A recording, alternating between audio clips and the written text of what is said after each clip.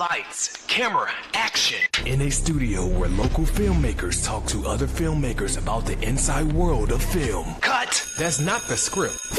It. We'll fix it in post. Do you wonder how films are produced and what really goes on behind the scenes? Well, stand by. Filmmakers Kevin Mumphrey, Victoria V.A. Jones, and Carson Hype Ferguson explain all the details. Right here on It. We Will Fix It in Post podcast.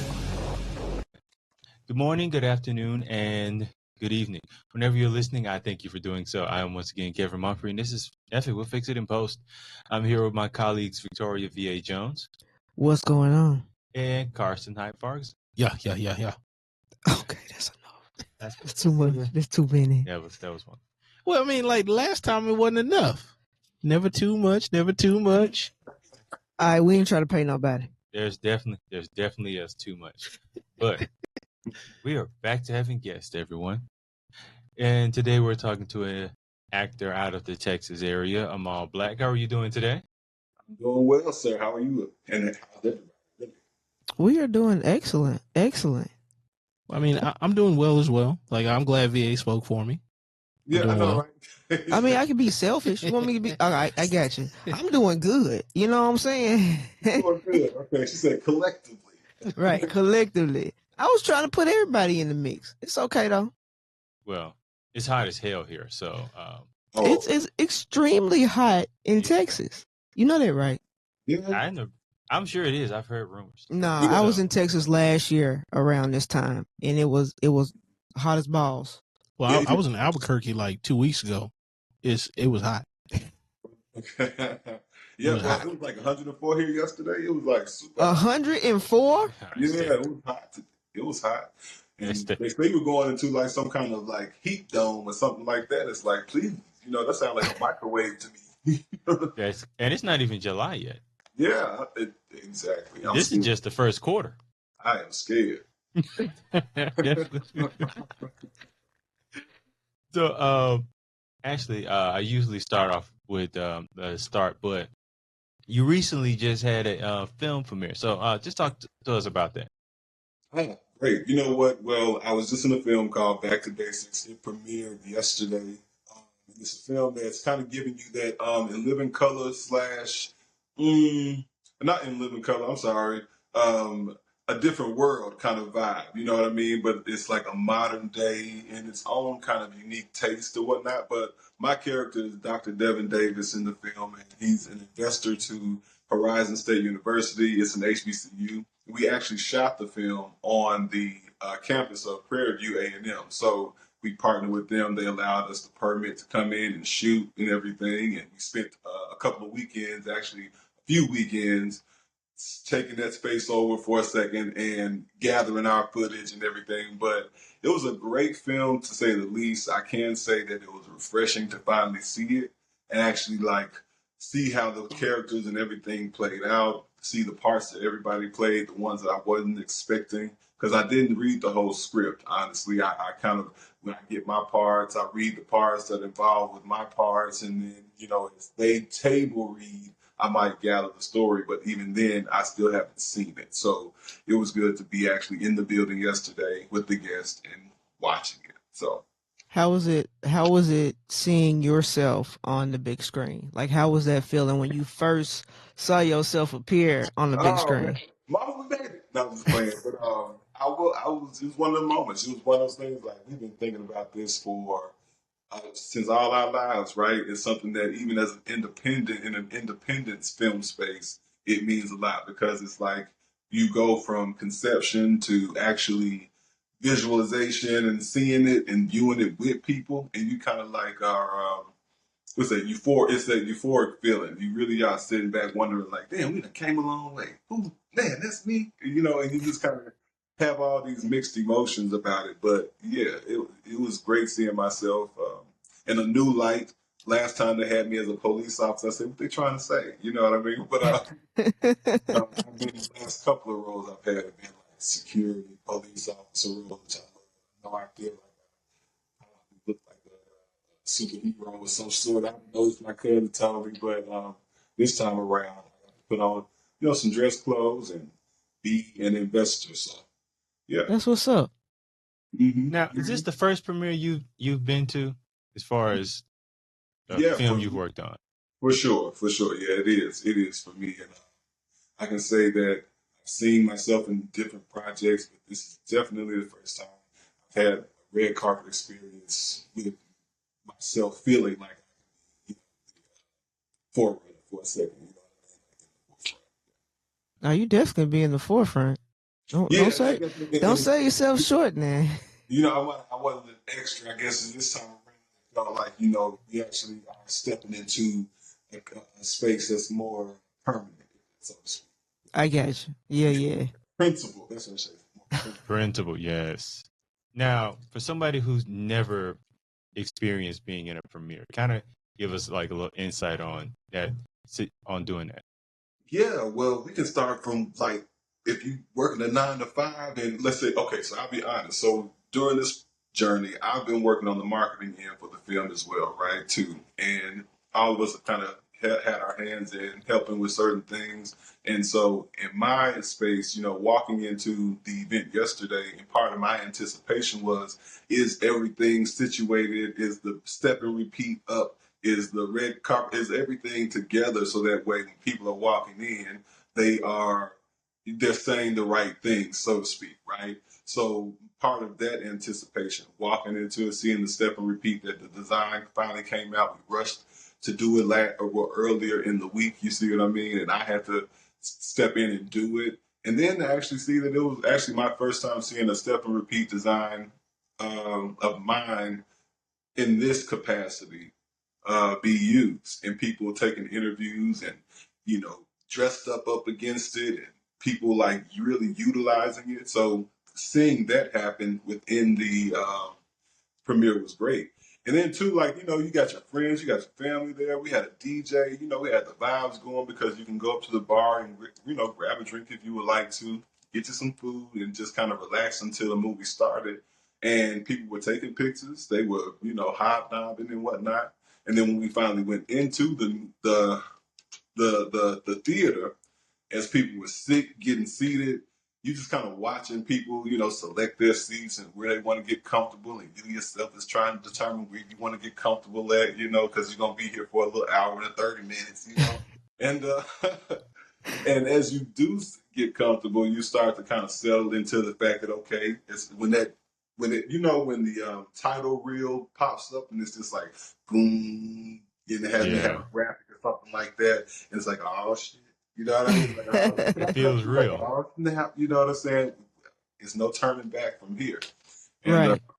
once that got going, the nerves and everything else, you can kind of settle, and you could just kind of fall back and watch it. You hear your colleagues in there kind of cheering you on. People like, yeah, like, oh, But other than that, it's a lot that went into it, but it was a great experience, and I just kind of keep it at that. Yeah. So you kind of worked behind the scenes, in front of the camera, and you're also working your regular 9 to 5. Yeah. So what kind of sleep were you getting during this time? Off sleep. Definitely off sleep. My colleagues, we were talking about it at work. We were like, man, they were like, you do a couple of different things. And I was just like, honestly, I don't have any kids. I don't have a spouse. I have the time and the wherewithal to kind of donate and give it all to something else. So it's really that, you wake up at 3 o'clock in the morning, you look at an email, you're like, let's do something real quick to get this done or whatever. But I mean, balance. It is a part of balance. So. It is a balance. It is also, strive, determination, you know what I'm saying? Just to, get there to that level. You know what I'm saying? I totally understand working a 9 to 5 and then having everything else outside of work. For sure. I get maybe 4 hours of sleep a day. Maybe. That's a big maybe. Oh, see, yes. You can see I get a little bit more than that. I feel like definitely, make time to get more sleep when you can, for sure. Now you saying like you don't have a spouse or children. So when you see anyone in your cast, do they have like married or have any kids? Yeah, I think I'm probably the only one who ain't. No, I'm just playing. No, no, seriously, I think that there's a few people on the cast who do have families or situations or whatever. I think they all kind of want something so bad, just like you. So they try to, they make it balance out too. They make it work, because we traveled. We had to drive to Houston, so we didn't like take a charter bus or anything like that together. This next time around, once we start to begin filming for the next series or whatever, hopefully then we will, and that's the plan. But right now, even that, leaving your family real quick to hop on the road and go do what you do, jump in your car. I mean, you gas up, you like, man, I ain't even getting oil change, but we gonna go do this. You know what I'm saying? And, Make sure you get the oil change. I'm trying to tell you, you don't want to be broke down trying to get to the next spot. It's too hot to be on the side of the road. Sure. And, so many different things. But yeah, it's a part of it. It comes with the territory. I can only imagine, man. Like, because you always drive by and you see that one person, you're like, man. And that this don't look weather fun. too. Like, That don't look fun. Yeah. Horrible for you. I hope you got. I've been here several times. Yeah, I know that feeling exactly. So yeah, I hope someone picking him up because he ain't getting in my car. Like, Now, every now and again, you see that dude walking with that gas can. I'm like, Oh man. Now that guy I do feel bad for. You know what? That sounds like a movie, y'all. The guy with the gas can. there we go. That sounds. Yeah. We'll make that. Hey, I'll come down there for that to help film that. You know what I'm saying? Just write it and we make it happen. That sounds like a horror flick. That's a good idea, man.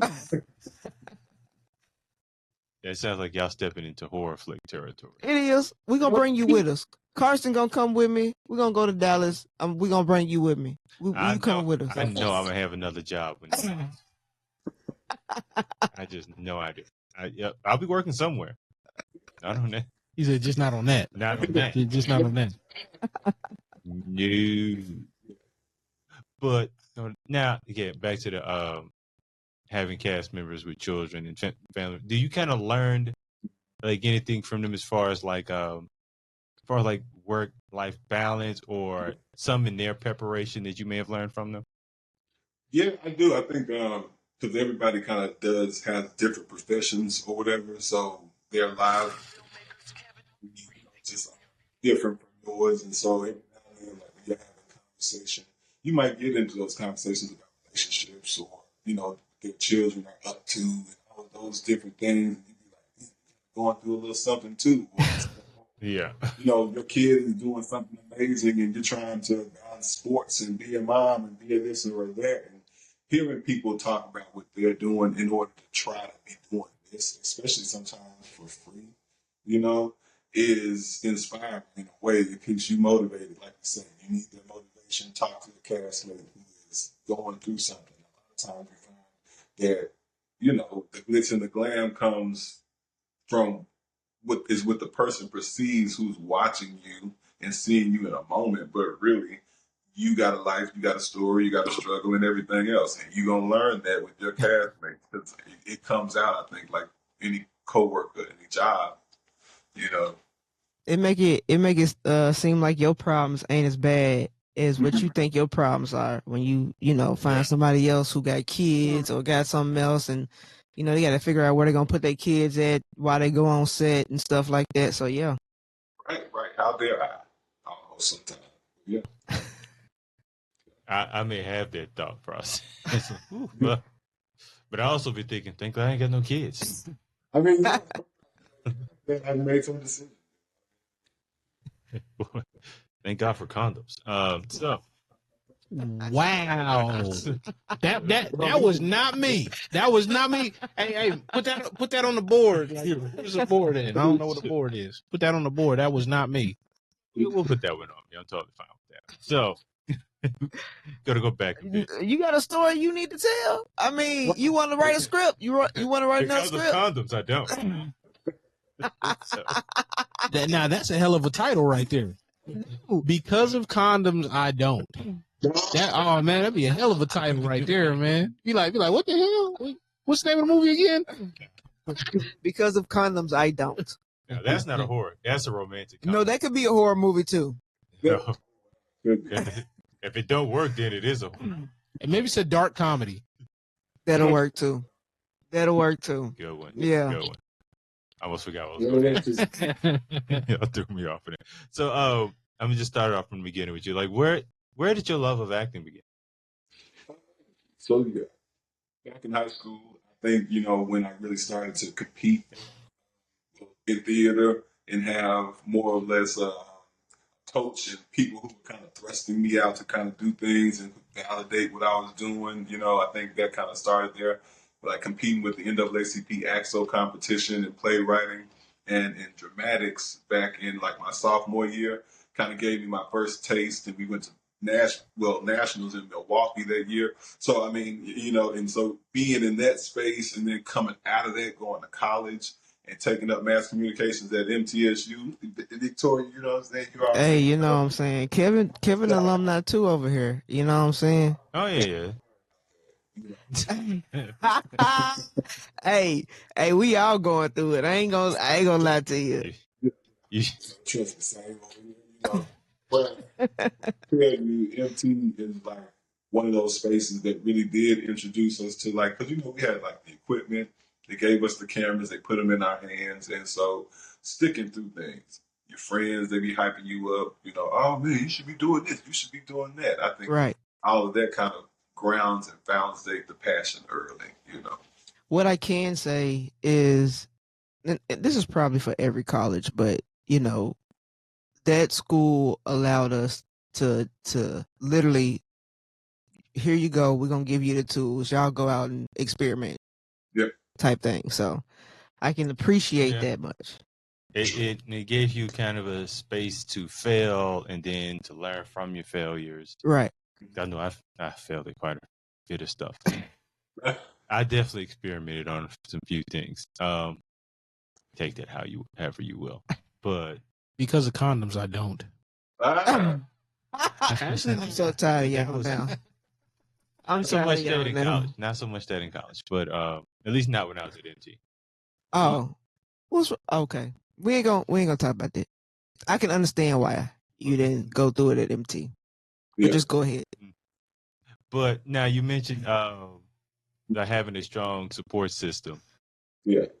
So, kind of elaborate, like how important was it to have people kind of push you and motivate you into this field? It was very important. I can say that even still to this day, it's very important. My brothers came out to see me yesterday, and again, my mom traveled from home in Memphis.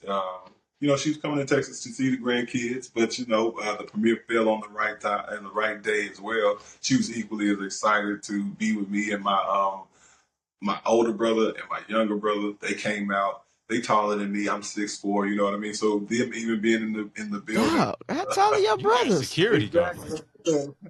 My baby brother is like 6'9", 6'10". I mean, he's jeez. Yeah, you had security. So, we were in there, and so like I said, having that support system, and they have good things to say about you. They be proud of you, and they want to show you that they follow you too. So, I mean, it really does feel good to have. You need the support. I'll say that you really do kind of need some kind of support in this. So now, you've had your mother and your brothers. Who else in your family was at the premiere? That was it. It was all in my family. Who's all in my family, but my colleagues. I had a few colleagues. Shout out to Crystal who came out. Shout out to Hope who came out, and shout out to a friend of mine named Raven who came out. They came and supported. It was good to have them in the building too, just as friends. It's a difference when your friends come versus your family. Come. Your family they gonna come, right? And Right. they gonna come. But your friends actually relinquish that whole idea of being obligated to come. Right. Just make sure that they show up for you, and then it don't feel like an obligation. They showed up and they be like, "I'm glad to be here. Like I'm happy I came." So. Nah, that's what's up though. Now, having your friends and family there, does that kind of did it make you a little more nervous, or did it kind of relax you a bit? You know what? By the time they came, so the doors opened at 5:30 and the show started at 7. So by the time a few of my people had come, it was we were already kind of in motion in the lobby. DJ music's going. I've already taken my pictures, done a little red carpet thing or whatever. So at this point, my nerves weren't necessarily there for that, but it was more or less the anticipation of making sure that they get there. You know, at this point, it's more like I know y'all ain't in no wreck. You know what I'm saying? Like, Y'all still in track. just thinking about stuff You like said that. doors open at 5, so how the traffic is around that time? Oh man, traffic was terrible. And I mean, here's the thing: in this Sunday, I mean, no, it's Saturday at that, and getting there, it's never no joke because it's hot. You know, it is always hot. Cars all over the place. They always in your way. Yeah. For some reason, they just have to be your way. And I mean, but getting there is cool. After you get there, park, realize you done made it. Now you can relax and breathe a little bit. That's a big role in it too. That plays a big role in it too. The anticipation and the anxiety leading up to it. That's what's up. Yeah. So Is now it? no. That's So now after college, you got your degree. What moves did you make after that to kind of pursue this? Yeah. I went to Atlanta. I ended up moving to Atlanta for about 2.5 years. My dad's oldest brother, they like best friends, and he ended up putting me up in his house. You know, I stayed with him rent free after college. I was the first male to graduate on both sides of my family from college, so it kind of made a big thing in the family around that time when I was moving. So, you know, they was willing to do anything. Not just playing with me. Yeah. But it was just like, you know, he was willing to give me the spot, and we just built a rapport. But since I was in the city, they put me around it. My aunt really is the reason why. My aunt Michelle, shout out to Michelle, because she's always in the mix doing things, and she's been in this film as an extra. You know, she just wanted to find something to do after, you know, work and whatever. So she started doing the extra thing. She put me on, and that's how I ended up on Lovecraft Country. That was the first thing that I did. Um, and then after that, Thunder Force. So again, being in Atlanta and being around my aunts, my uncles, and people who would like again seeing it in you and saying, "Hey, you know what? Have you tried doing this? Or have you tried doing that?" And just kind of taking the leads. Yeah, it worked out for me that way, I think. So what year were you in Atlanta? Oh, I was there. What's that? We graduated 2011. I was probably there 2012, 2013. Kevin trying to tell see about his age. What No. you giving up? No. Trying to give up the Oh, years good on for? her. That's not why I was asking that. But no, I was asking because like the film scene in Atlanta now is far different, or is it different now than it was when you was there? That's interesting. I really need to get there now and see what's up. Honestly, I'm not even in that community and in the scene, but I can imagine it being a little bit more robust now. A few different more projects. I think it's a certain culture though that comes with you definitely gonna get those Afrocentric stories, those need like, and not in a bad way, but you know what I'm saying, like that Tubi type of story is gonna be more raw. You see what I'm saying? I Right. think Okay. a market that is a lot more raw and explicit and likes to see that or whatever. So I can feel that. Now, yeah. now how did you get Lovecraft Country?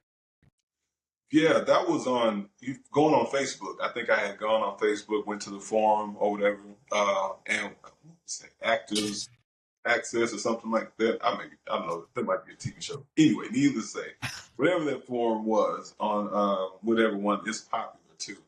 But I went on there, put in my little profile, and they sent me an email. And I think it was like really a matter of like a day or something like that. They sent me an email. I think I replied with my picture and my little information. They told me how much it was going to pay. They told me what the process was. They sent me the contract, and I think the next day as an extra, you walk on. They feed you good. So yeah, I mean, Right. we ate real good that day. I ain't gonna lie, we did. You want to go into details on what you ate that day? Yeah, they had like this buffet, and it was like well, if you can imagine like different types of like chicken dishes and like sandwiches, but not like, we're not talking about like the finger food sandwiches. We're talking about like grilled chicken sandwiches and all these other different things, like really hearty food. And then I do remember it being middle of the day or something like that. So they had us in this huge, I think these like tents or whatever. Yeah. And they kind of had these stations where, you know, we got all sit and eat and everything. And there was a lot of people, a lot of extras, like a lot of extras. And, you know, it's a waiting game. You kind of waiting all day. I think for mine, we were waiting half a day. It was more like eight hours or something like that before our scene even came up. But when it came up, we were so great. We were so ready and everything. But, yeah. How many different characters have you played? Let's see. Well, at this point, I mean, principle wise, or just including everything. Just including everything. Like how many characters have you played, and which one was your favorite one? Oh, okay. I've played 4. 1, 2, 3.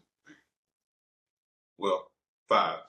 I say 5, but my favorite character, I don't know. I'm loving the Dr. Devin Davis character right now of Back to Basics, like the film that we just premiered yesterday. I'm not even just saying that. I like the first role, the security role. He was a funny, different kind of guy. I think Dr. Devin Davis is more or less my closer to even like persona wise. He's business. He's like he talks a lot. I'm just playing, but talk a lot in the film, honestly. But he's savvy. He's one of those smooth kind of brothers or whatever. So I mean, I like this role. I really do.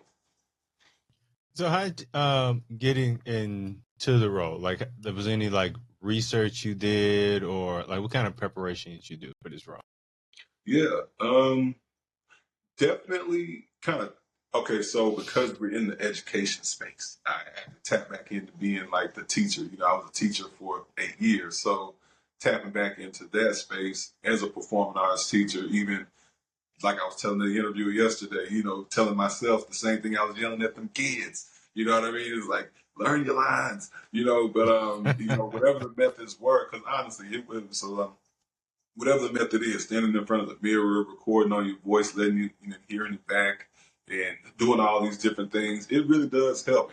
And it comes into play because the crazy thing you don't anticipate is as much as you know it when you're not on set, you get on set and next thing you know know nothing. You know, like, no. So, I mean, trying to eliminate that the best way to eliminate that is to just prepare. So, like you say, the research, if you have to do that, go into it full wholeheartedly. But yeah, and for me, my biggest thing was working on my personal, interpersonal type of stuff, like the insecurities and like the anxiety. You know how you get anxious and your nerves are shaking and your voice. Yeah. That was my right. like getting the voice caught in your throat. I don't know. Sometimes it kind of comes with what I'm learning is a lack of confidence. Sometimes it comes with a lack of breathing, right? You know, a big thing that they talk about in the acting world, but they don't talk about a lot is the art of breathing. And I was telling my mother something recently. Y'all can try it if you want to, you know, but when you want to take like a deep breath in or whatever, try holding your tongue to the to the roof of your mouth. So like pressing your tongue, tip of your tongue to the roof of your mouth, or the back of your tongue to the roof of your mouth, and close that passageway, and breathe down through your nose. And you should really feel a little bit more air get into your chest. And breathe out through your mouth. Was this yoga? No, but so you said that's for nerves? Yeah, like I learned. Hey, I'm be honest, I'm just gonna hit some brown real quick for my nerves and let it be. Yeah, I get that. I know, man. I know. Here's the thing, and it's for my voice too, because what it's keeping me, because sometimes I'm the type of person who I can get cold sometimes, right? So what it does is keep that breath ready for your voice to come out again. So okay. Conditioning it for that. You know how some people talk until they can't talk no more, and then you like, Yeah. So just making I'm gonna sure. try that though. Yeah. I'm gonna try that except for brown. I mean, Gonna hit some brown and go everybody on. And you gonna see the real VA, and you gonna see the real VA. okay. Action. It's like, get her off that table. She is on the bar. So, oh God, you threw me off again. I'm just imagining her smoking on set. I'm sorry, that was really funny to me. So as far as like memorizing lines, like what kind of like process do you have for memorizing lines? The main one was reading the script recording the script and then like recording it into like the voice recorder on my phone and listening back to it on my headphones. At that point, I'm just kind of like memorizing the song because it just kind of Yeah. That was the biggest thing. And then too, I actually will write the lines out, like get some paper and just write the lines on some paper. I think the photographic memory thing kicks in. You be like, oh, well, in the midst of trying to get the lines out, sometimes you can kind of see it. You remember it, and that kind of helps with like the songwriting. It comes from a songwriter thing for me too. Yeah. Like, being in the studio, having to write the song, and you know how you hold it up or whatever, you want to put it down so you can kind of get it out or whatever. So all those different things, like pulling from all of that. So talk about your songwriting. Talk about your music. You are also an artist as well. So talk about that element right there. Yo, man, well, that's something that I really am for a number of years. I've been trying it. You see what I mean? And aiming at putting music out and really not trying to like hit it big with it or anything like that. It was one of those things where if it happens, it happens. So the music that I got coming out now, I've been recording with an artist and engineer back at home in Memphis. His name is Bam Artistic on Instagram. Again, that's Bam Artistic on Instagram. You know what I mean? And really, he is cool. He's a cool dude, and he gets it. Something about the music thing with me is paying attention to the details and really taking the time to mix those tracks up and cut things and splice. And I think that he does that. Like, he'll take the time to do that.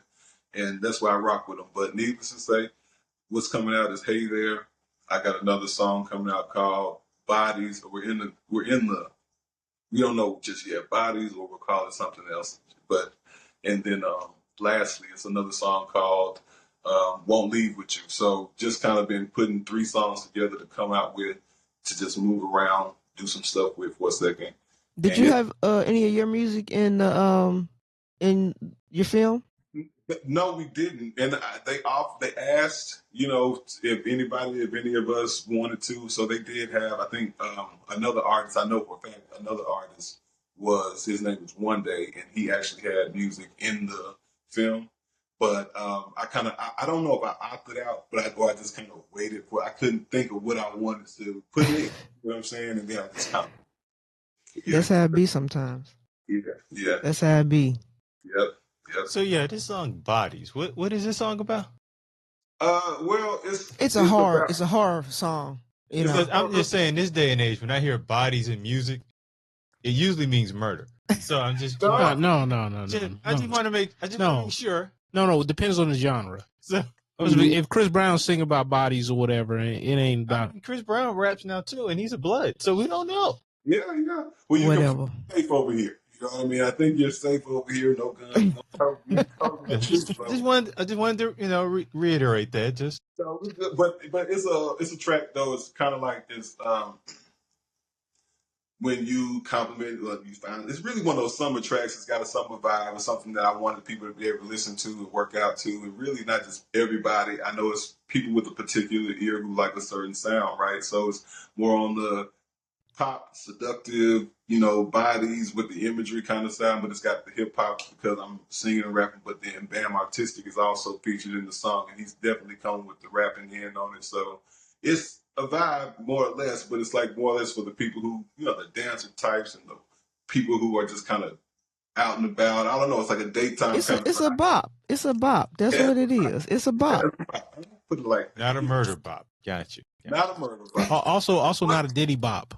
Oh, we don't. Oh my You don't want none of them. You don't want none of them. Definitely not a Diddy bop. Whatever. So, Amal, what is next for you? What's next for me? Well, right now I really am working on trying to line up some dates to do some more promotion. Honestly, I think that at this point you got the movie, you got the music, and I've been working on the website. Well, not even working on the website. I've tailored it up a little bit more. So now I am, if you don't mind, conveniently shameless plug, but the Make It Lingered Journal, if if you can see that. But anyway, We can definitely see it. Yeah. okay, my bad, not to put it all in your face. But it's one of those journals that is I'm using it as a tool to provide people with a recreational way for therapy, people who are looking for another reason to write, people who are looking for even a correlation between wearing perfumes and taking notes, because certain notes, right, make up cologne and perfume, top notes, mid notes, and base notes. So it's 3 sections of the journal that are kind of correlated to that, well, definitely correlated to those aspects of cologne, and allowing people to write in that space and, do some therapy that way. But that's what it is. And then too, it just works as a good gift. It's a beautiful thing. It's a beautiful ornament for your bookshelf and table. You see what I'm saying? So yeah. Most definitely. And let us know where we can is the film out, or was it just a premiere? Oh, it's not out yet. But it will be out on 100 plus platforms, if I'm not mistaken. I just don't have any dates just yet, and I know that should be coming within the next couple of weeks. So once they do, I'll make sure I get back to y'all. And what's the name of the film again? Back to Basics. Back to the number 2 basics. Okay. Yeah. Well, Amal, thank you for taking time out for talking to us today. I'm sure you've got a lot going on. You got the bodies remixed to make. I know, right? Other films. VA plays the guitars. She can probably. No, why you bring that up? Huh? Why you bring that up? I don't need you to bring that up. Why you bring that up? Now you got The guitar has gotten me into a lot of trouble. That's why I put it down a while ago. Who you hitting the head with the guitar? Don't worry about it. I'm Jeff Jarrett. I am Jeff Jarrett now. You know what I'm saying? It's all WW. No, what was he? WCW? He was both. WCW and WWE. And TN, what was it? TNA. TNA. Yeah. Stay away from this show. Look,